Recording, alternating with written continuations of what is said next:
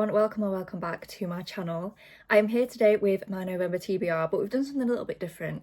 I've used the TBR jar now for quite a lot of months in a row, which I have definitely been enjoying.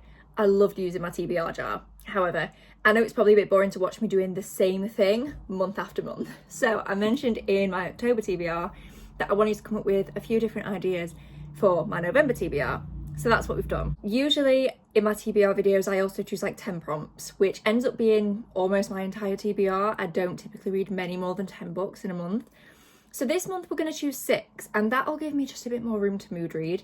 I chose so many books for my October TBR that I had to scrap it, and I hate doing that.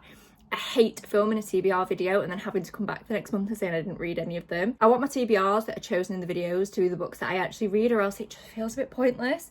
It doesn't necessarily bother me when other people do that, like I don't really care, but I don't like doing it to people when I've like said this is my TBR and then I don't read it. So I ended up having to not scrap my October TBR. I did read quite a lot of the books on there, just had to give myself a bit of grace. I had an operation in October and I think I underestimated how much that would knock me out.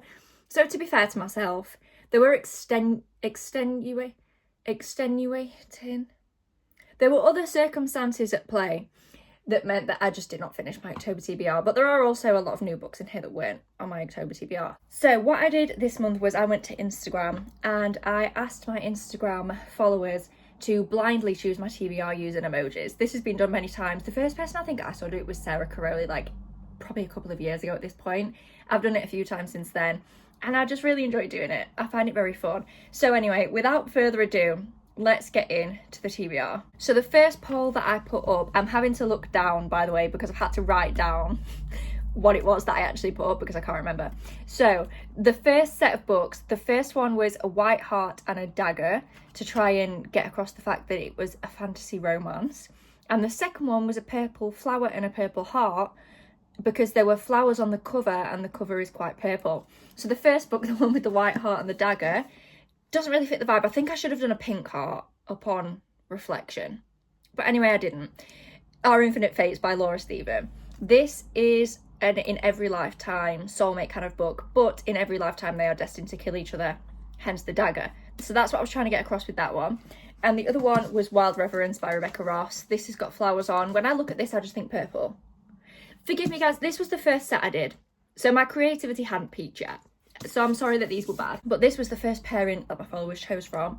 And the winner with 67% was Our Infinite Fates by Laura Stephen, which I'm not mad at. I was so excited for both of these.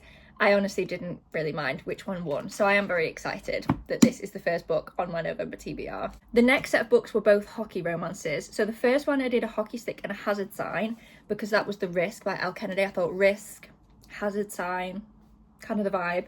And then for the other one, I did A Rewind Button and a Hockey Stick. And someone DM'd me and guessed this one, Rewind It Back, by this Tom Ford. Again, I didn't really have a preference between these two. I'm excited for both of them. I think I am more excited for Rewind It Back though. And it's a good job because this one won, but only just. This one was 56% to 44%, so much closer than the others. I will also just point out, I don't even know if anyone would have noticed, all of the pairings are 67 and 33 and 56 and 44. It's not rigged. I genuinely did post these on my Instagram. I didn't vote on them. I didn't ask anyone else to vote on them. I don't have like thousands of followers, so the same number of people voted on all of the polls. They just voted slightly differently. So I hope that makes sense why all the percentages are the same. This is genuine. I didn't rig it. It was on my you've seen the screenshots, like this was actually on my Instagram story. People did actually vote. It's just because I've not got thousands of followers that the percentages are all quite similar, because obviously not a massive amount of people are voting when I don't have that many followers. Just wanted to clarify in case anyone noticed. Anyway, Rewind It Back, the second book on my November TBR, which again, very excited. The next pair is definitely a bit rogue, to be honest. But I kind of wanted to put both of these on here. Didn't really know what else to pair them with. You'll have noticed with the others I've tried to pair them up with similar-ish books, like 2 hockey romances, 2 fantasy romances, but like a similar vibe, not like a fae fantasy romance, 2 very like deep emotional fantasy romances. And then these 2 are both romances, but I think these are probably the most different. There's another pair that's quite different. Anyway, literally no one cares. So this one I put a letter and the heartbreak emoji, and then the other one was a scroll, which I wanted to represent a script, but there wasn't a script emoji that I could find, and a cross. So the first one with the letter and the heartbreak emoji was Dear John by Nicholas Sparks. I don't want to read this. I read the notebook and I hated it, but I already owned this. So I think I just need to put it on a TBR, give it a go, and then I don't have to finish it if I don't want to. But the reason I put those emojis was because I googled what this was about and it said something about a letter. And I think this is also very sad. So I put the heartbreak emoji. And then the other one was Nora goes off script. So the idea of the emoji was that it was a script and a cross because she went off script. See what I mean? I think this is about, I think she's got a film crew in her house making a film. And she's there. Is she in the film? I have no idea. It's something to do with that. Anyway, the winner of this one was Nora Goes Off Script with 67%, which I'm excited about because it gives me another month to put this off. If I've not read this by the end of December, I'm just going to unhaul it.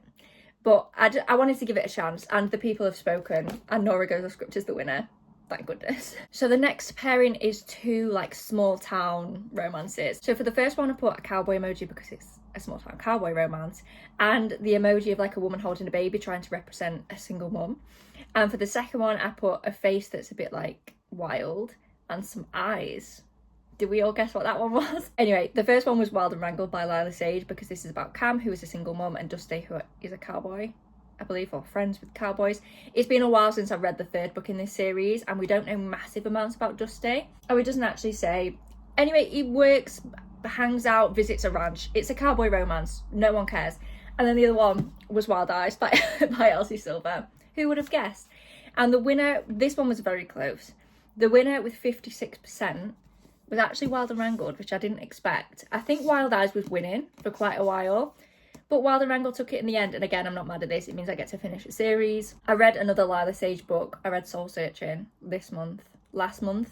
Don't know when this is going up. I read it in October and I loved it. So I'm very excited to read another Lila Sage book. I've read them kind of the wrong way around. I definitely should have read this before Soul Searching. They are separate series, but they are interlinked, which I didn't realise.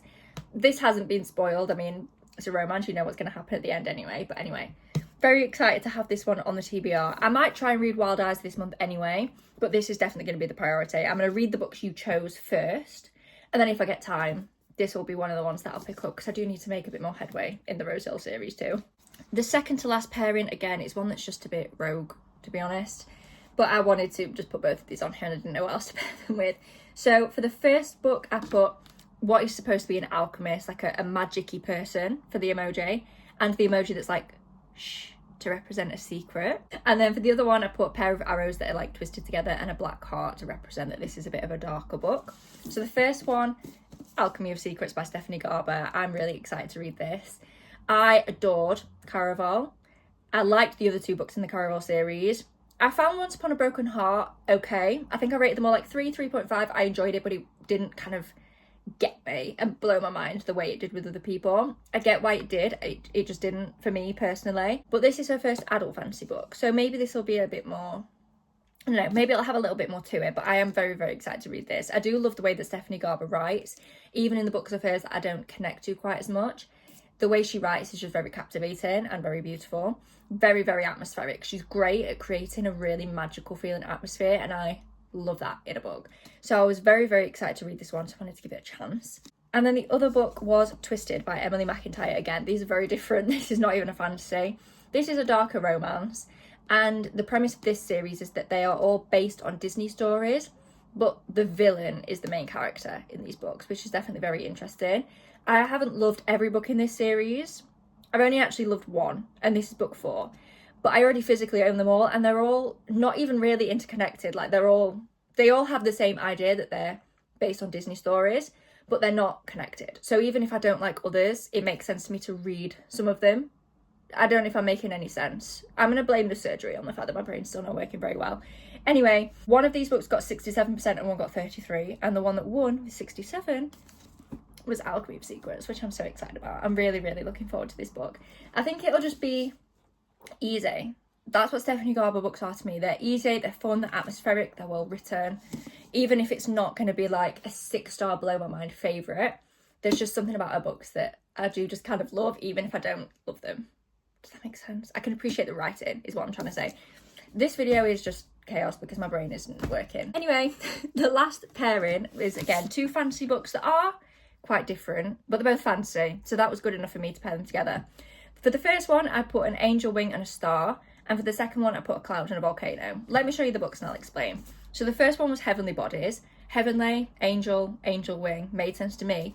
And then on the cover, there's a lot of like celestial things. So I put a star to represent that. There's like moons and just celestial things on here. And I think the book is very much based on like stars and moons and things like that, if I'm remembering correctly from what Emmy said.